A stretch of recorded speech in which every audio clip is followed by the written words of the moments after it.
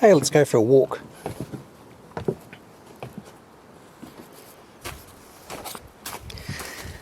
I'm up visiting a buddy's place up in the mountains, having a little bit of time off. It's rather beautiful.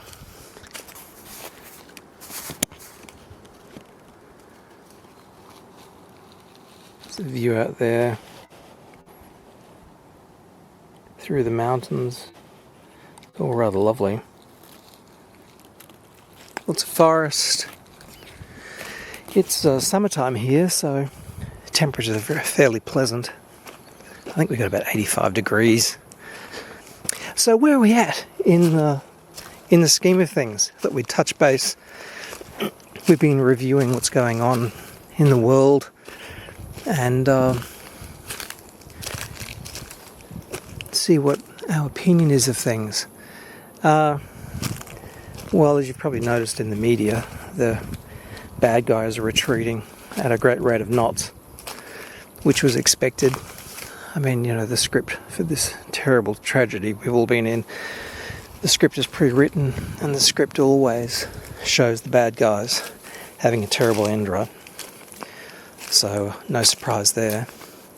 So, they're retreating. The media puppets are doing their thing, half lies, half truths. They're trying to change the tune now, you know, blaming big pharma, trying to dismiss their involvement in it.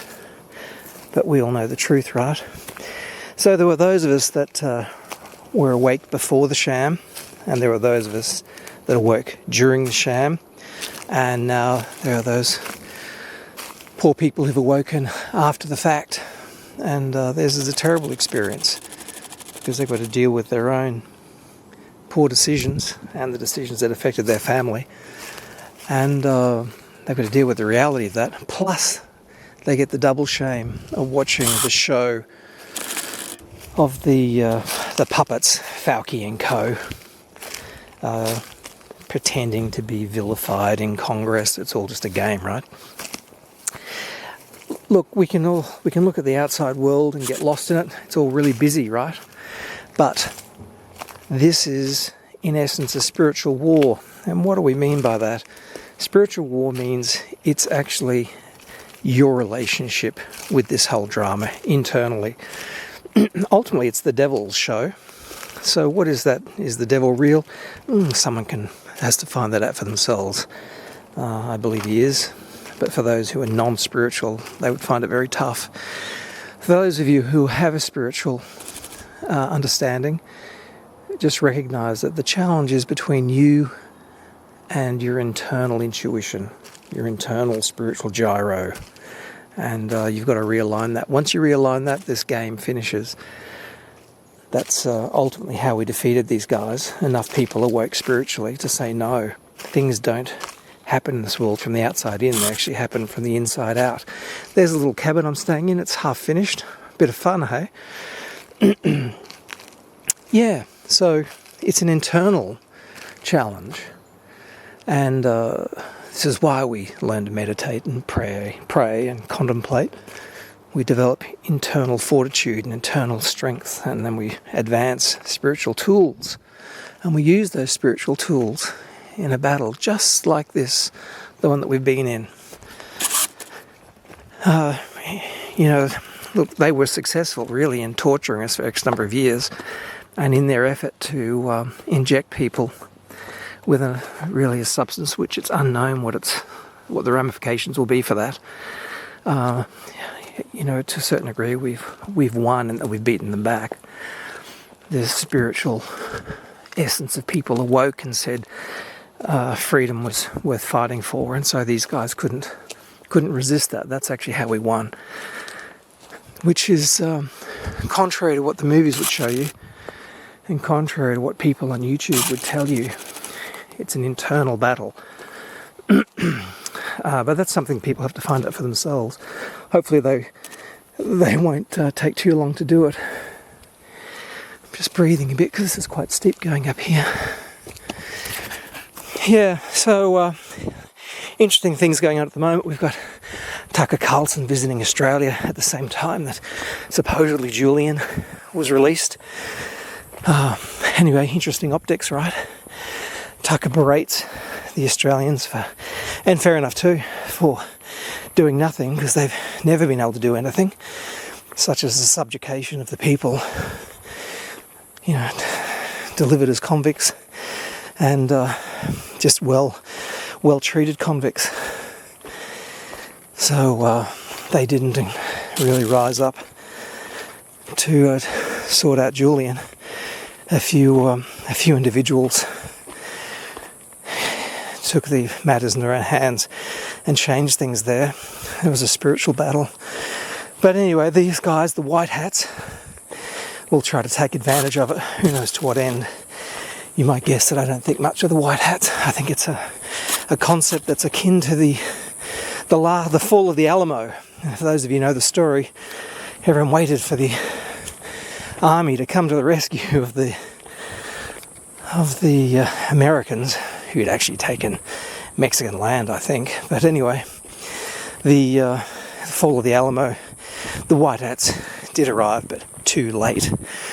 And let that be a lesson for all of you who are waiting for the white hats and being conditioned to expect the military to come and save us. I mean, really, seriously, the military are designed to take orders. They're not designed to lead. So although I might optimistically have hope for Ricardo's role in things, I'm aware that he's conditioned as a military man. So he's an interesting old vehicle. Yeah, he's conditioned as a military man. So maybe he fervently believes in the white hats, but history shows it's a failed idea. How did we win? We won by awakening, spiritually awakening. Everything in this world is created internally. God comes up with the original framework, and we get to work as an aspect of God within it, and we get to change it according to our will, which aligns with His will, right? That's how we beat these guys. And they rest in their arrogance and think they control this place by power. And to an unawakened population, that's true.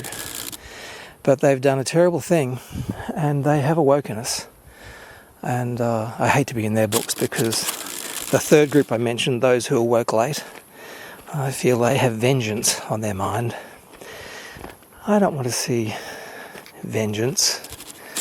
I don't sense revenge. I think the script is written for these bad guys. I think the script of the bad guy is always the same. At the end of the play, right, at the curtain call, everyone steps forward, and the villain gets the biggest celebration from the audience.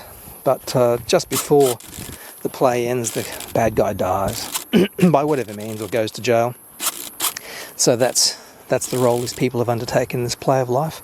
Look at this cool machine.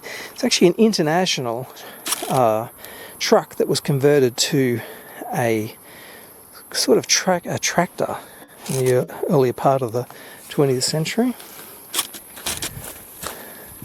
Pretty interesting.